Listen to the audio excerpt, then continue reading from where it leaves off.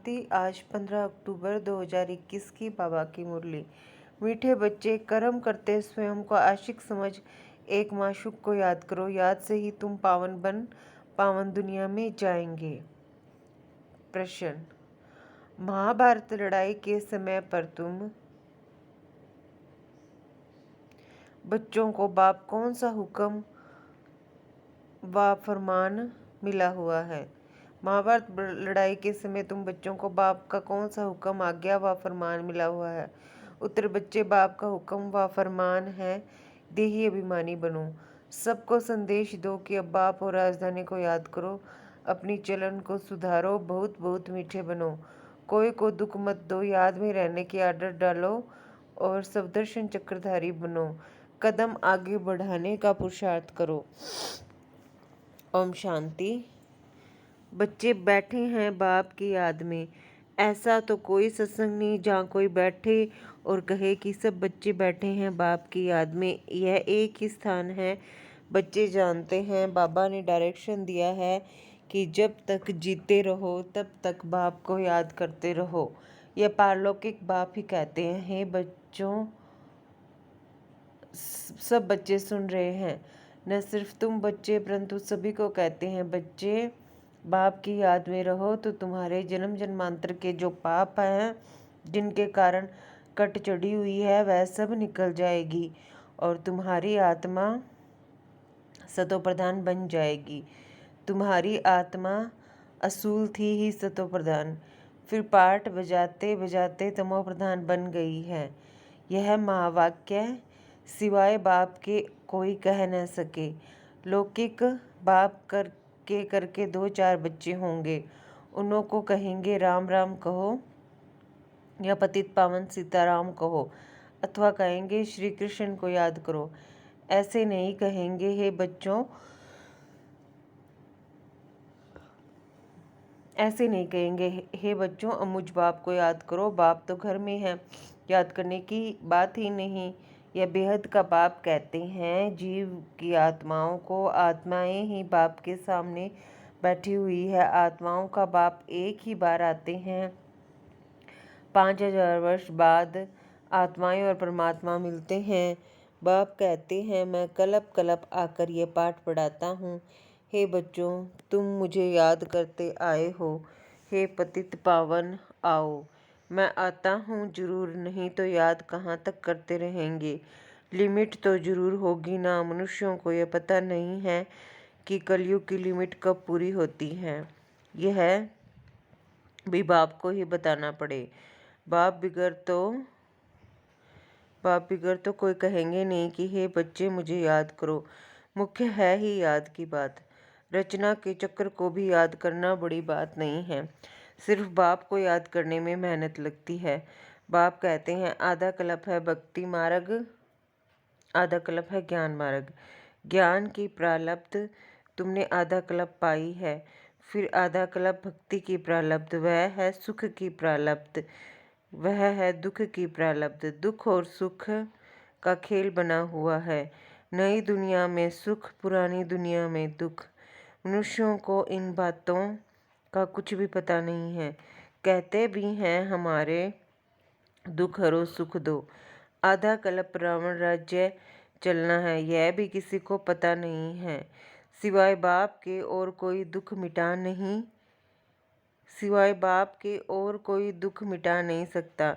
शरीर की बीमारी आदि डॉक्टर मिटाते हैं, वह हो गया अल्पकाल के लिए। यह तो है स्थायी, आधा कल्प के लिए। नई दुनिया को स्वर्ग कहा जाता है। जरूर वहाँ सब सुखी होंगे। फिर बाकी इतनी सब आत्माएं कहाँ होगी, यह कोई के भी ख्याल में आता नहीं है। तुम जानते हो, यह नई पढ़ाई है, पढ़ाने वाला भी नया है।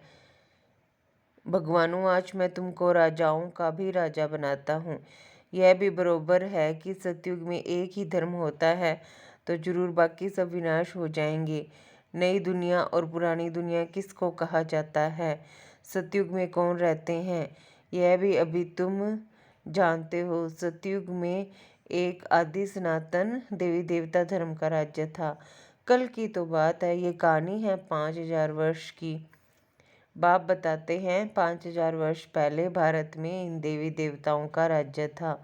वह 84 जन्म लेते लेते अभी पतित बने हैं, इसलिए अभी पुकारते हैं कि आकर पावन बनाओ। निराकारी दुनिया में तो सभी पावन आत्माएं ही रहती है, फिर नीचे आकर पाठ बजाती हैं तो सतो रजो तमो में आती है। सतो प्रधान को निर्विकारी कहा जाता है, तमो प्रधान अपने को विकारी कहलाते हैं। समझते हैं यह देवी देवता निर्विकारी थे, हम विकारी हैं। इसलिए बाप कहते हैं देवताओं के जो पुजारी हैं उन्हों को यह ज्ञान झट बुद्धि में बैठेगा, क्योंकि देवता धर्म वाले हैं। अभी तुम जानते हो जो हम पूज्य थे वही पुजारी बने। अभी तुम जानते हो जो हम पूज्य थे वही पुजारी बने। जैसे क्रिश्चियन क्राइस्ट की पूजा करते हैं क्योंकि उस धर्म के हैं, तुम भी देवताओं के पुजारी हो तो उस धर्म के ठहरे। देवताएं निर्विकारी थे, वह भी विकारी बने हैं। विकार के लिए ही कितने अत्याचार होते हैं, विकार के लिए ही कितने अत्याचार होते हैं। बाप कहते हैं मुझे याद करने से तुम्हारे विक्रम विनाश होंगे और तुम सदा सुखी बनेंगे। यहाँ है सदा दुखी, अल्पकाल का सुख है, वहाँ तो सब सुखी होंगे। फिर भी पद में फर्क है ना, सुख की भी राजधानी है, दुख की भी राजधानी है। बाप जब आते हैं तो विकारी राजाओं की राजाएं भी खत्म हो जाती है, क्योंकि यहाँ की प्रारब्ध पूरी हो गई है। अभी तुम बच्चे जानते हो कि बाप की श्रीमत पर चलना है। बाप कहते हैं जैसे मैं शांति का सागर हूँ, प्यार का सागर हूँ, तुमको भी ऐसा बनना है, तुमको भी ऐसा बनाता हूँ। यह महिमा एक बाप की है, कोई मनुष्य की महिमा नहीं है। तुम बच्चे जानते हो बाप पवित्रता का सागर है। हम आत्माएं भी जब परम धाम में रहती हैं तो पवित्र हैं। यह ईश्वरीय नॉलेज तुम बच्चों के पास ही है और कोई जान न सके। जैसे ईश्वर ज्ञान का सागर है, स्वर्ग का वर्षा देने वाला है, उन्हें बच्चों को आप समान भी जरूर बनाना है। पहले तुम्हारे पास बाप का परिचय नहीं था, अभी तुम जानते हो। परमात्मा जिसकी इतनी महिमा है वह हमको ऐसा ऊंच बनाते हैं तो अपने को ऐसा ऊंच बनाना पड़े। कहते हैं ना इनमें देवी गुण बहुत अच्छे हैं। जैसा देवता किसी का शांत स्वभाव होता है, किसी को गाली आदि नहीं देता है तो उनको अच्छा आदमी कहा जाता है, परंतु वह बाप को सृष्टि चक्र को नहीं जानते हैं। अब बाप आकर तुम बच्चों को अमर लोक का मालिक बनाते हैं। नई दुनिया का मालिक बाप बिगर कोई बना नहीं सकता। यह है पुरानी दुनिया, वह है नई दुनिया। वहाँ देवी देवताओं की राजधानी होती है। कलयुग में वह राजधानी है नहीं, बाकी अनेक राजधानियाँ हैं। अब फिर अनेक राजधानियों का विनाश हो और एक राजधानी स्थापन होनी है। जरूर जब राजधानी नहीं हो तब बाप आकर स्थापन करे। सो तो सिवाय बाप के और कोई कर न सके। तुम बच्चों का बाप में कितना लव होना चाहिए, जो बाप कहेंगे सो करेंगे जरूर। एक तो बाप कहते हैं मुझे याद करो और सर्विस करो, दूसरों को रास्ता बताओ। देवी देवता धर्म वाले जो होंगे उनको असर पड़ेगा जरूर। हम महिमा करते ही हैं एक बाप की। बाप में गुण हैं तो बाप ही आकर हमको गुणवान बनाते हैं। बाप कहते हैं बच्चे बहुत मीठा बनो, प्यार से बैठ सबको समझाओ। भगवानुवाच मामेकम याद करो तो मैं तुमको स्वर्ग का मालिक बनाऊंगा। तुम्हें अब वापस घर जाना है। पुरानी दुनिया का महाविनाश सामने खड़ा है। आगे भी महाभारत लड़ाई लगी थी। भगवान ने राजयोग सिखाया था। अब अनेक धर्म हैं। सतयुग में एक धर्म था जो प्राय लोप हो गया है।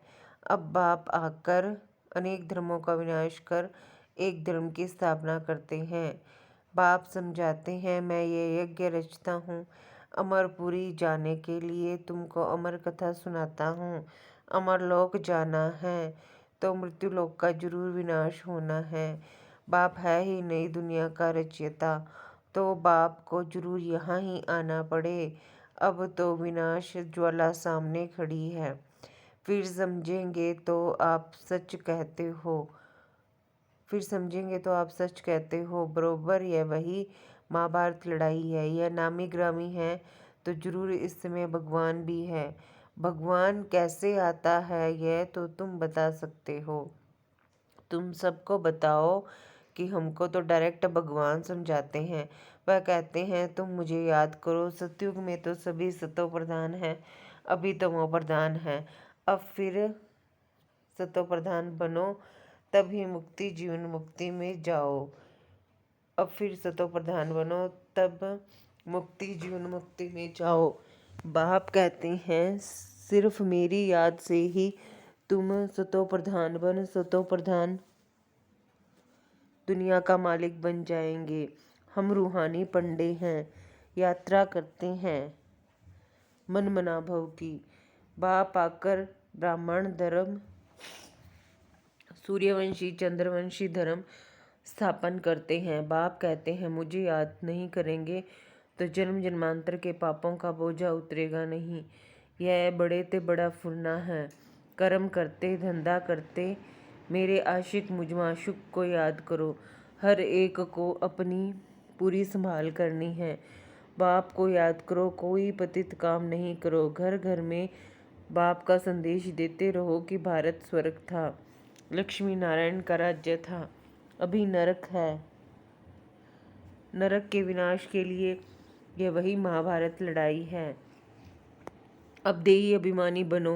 बाप का फरमान है, मानो व न मानो हम तो आए हैं तुमको संदेश सुनाने। बाप का हुक्म है सबको संदेश सुनाओ। बाप से पूछते हैं कौन सी सर्विस करें। बाबा कहते हैं संदेश देते रहो, बाप को याद करो, राजधानी को याद करो, अंतमति सुगति हो जाएगी। मंदिरों में जाओ, गीता पाठशालाओं में जाओ, आगे चलकर तुमको बहुत मिलते रहेंगे। तुमको उठाना है देवी देवता धर्म वालों को। बाप समझाते हैं बहुत बहुत मीठे बनो, खराब चलन होगी तो पद भ्रष्ट हो जाएगा। कोई को दुख मत दो, टाइम बहुत थोड़ा है। बिलव्ड बाप को याद करो जिससे स्वर्ग की रजाएं मिलती हैं। कोई की मुरली नहीं चलती तो सीढ़ी के चित्र के सामने बैठ सिर्फ यह ख्याल करो ऐसे ऐसे हम जन्म लेते हैं, ऐसे चक्कर फिरता रहता है तो आपे ही वाणी खुल जाएगी। जो बात अंदर आती है वह बाहर जरूर निकलेगी। याद करने से हम पवित्र बनेंगे और नई दुनिया में राज्य करेंगे। हमारी अब चढ़ती कला है तो अंदर खुशी होनी चाहिए। हम मुक्ति धाम में जाकर फिर जीवन मुक्ति में आएंगे। बड़ी ज़बरदस्त कमाई है। धंधा धोरी भल करो, सिर्फ बुद्धि से याद करो। याद की आदत पड़ जानी चाहिए। सवदर्शन चक्रधारी बनना है। चलन खराब होगी तो फिर धारणा नहीं होगी। किसी को समझा नहीं सकेंगे। कदम आगे बढ़ाने का पुरुषार्थ करना चाहिए, पीछे नहीं आना चाहिए। प्रदर्शनी में सर्विस करने से बहुत खुशी होगी। सिर्फ बताना है कि बाप कहते हैं मुझे याद करो। देहधारियों को याद करने से विक्रम बनेंगे। वर्षा देने वाला मैं हूँ, मैं सबका बाप हूँ। मैं ही आकर तुमको मुक्ति जीवन मुक्ति में ले जाता हूँ। प्रदर्शनी मेले में सर्विस करने का बहुत शौक होना चाहिए। सर्विस में अटेंशन देना चाहिए। आप ही बच्चों को ख्यालात आने चाहिए। अच्छा, आप ही बच्चों को ख्यालात आने चाहिए। अच्छा, मीठे मीठे से खिले दे बच्चों प्रति माता पिता बाप दादा का याद प्यार और गुड मॉर्निंग। रूहानी बाप की रूहानी बच्चों को नमस्ते। हम सब रूहानी बच्चों की रूहानी माता पिता बाप दादा को याद प्यार गुड मॉर्निंग नमस्ते ओम शांति। शुक्रिया बाबा, शुक्रिया। धारणा के लिए मुख्य सार। एक बाप में ही पूरा लव रखना है। एक बाप में ही पूरा लव रखना है। सबको सच्चा रास्ता बताना है।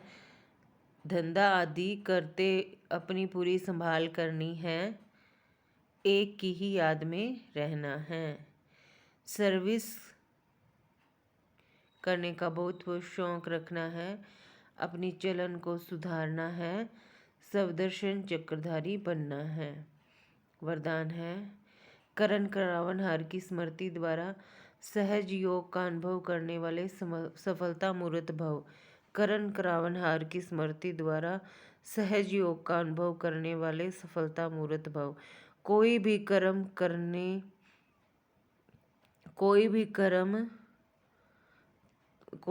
कार्य करते यही स्मृति रहे कि इस कार्य के निमित्त बनाने वाला बैकबोन कौन है।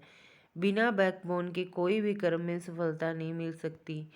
इसलिए कोई भी कार्य करते सिर्फ यही सोचो, मैं निमित्त हूँ, कराने वाला स्वयं सर्वसमर्थ बाप है। यह स्मृति में रख कर्म करो तो सहज योग की अनुभूति होती रहेगी। फिर यह सहज योग वहाँ सहज राज्य कराएगा। यहाँ के संस्कार वहाँ ले जाएंगे। यहाँ के संस्कार वहाँ ले जाएंगे।